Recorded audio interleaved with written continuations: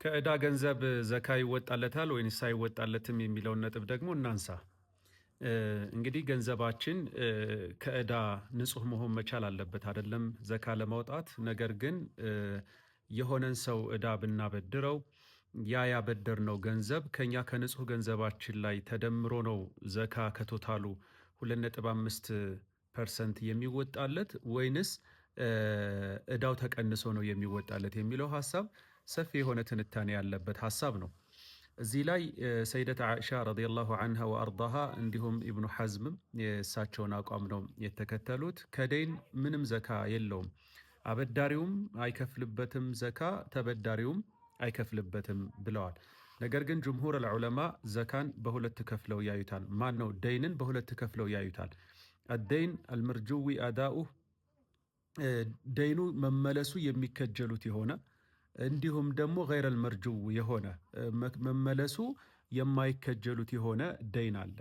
እንግዲህ የሚመለስ ደይን ከሆነ ያው ለጓደኛህ አበድረሃዋል፣ ጓደኛህ እንደሚመልስልህ ታውቃለህ።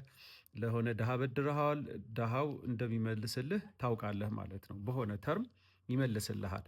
ስለዚህ ይሄ የሚመለስ ደይን ከሆነ ሰይዱና ዑመር ልጃቸውም አብዱላህ ኢብኑ ዑመር እንደዚሁም ሰይዱና ዑትማን፣ ሰይዱና ጃቢር እነዚህ ሁሉ ሰሓቦች በየዓመቱ ዘካ ይወጣለታል አሉ፣ እጅህ ባይገባም ማለት ነው። ገይረል መርጁው ከሆነ ግን ማለት እጅህ ላይ መግባቱ የማይከጀሉት ከሆነ ለሆነ ሰው አበድረኸዋል፣ ክዶሃል፣ በመካከል ምንም አይነት ምስክር የለም፣ ወይንም ደግሞ ያ ያበደርከው ሰው ደሂቷል። ስለዚህ ከደህየ ደግሞ ወደ ሌላ ስቴፕ ነው የሚኬደው እንጂ ምንም ልታደርገው አትችልም ማለት ነው። ይህኔ እንዴት ይሁን የሚለው ዑለማዎች ሶስት አይነት አቋም ይዘውበታል።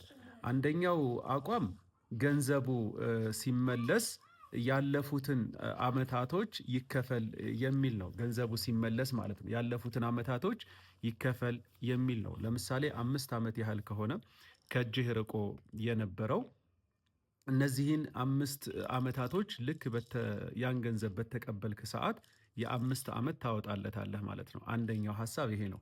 ሁለተኛው ሐሳብ ደግሞ ከተቀበልከው ያ ደይን ከተቀበልከው በኋላ ያለፈውን የ1 ዓመት ብቻ አውጣለት ነው። ያኛው የኢብኑ አባስ እና የኢማሙ ዓሊ አቋም ነው፣ ካለፉት ከሁሉም ዓመታት አውጡለት የሚለው ማለት ነው።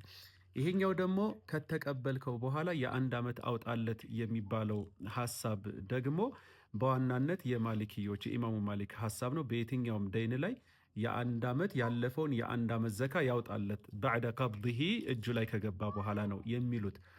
ሶስተኛውና የመጨረሻው አቋም የአቡ ሐኒፋ መዝሃብ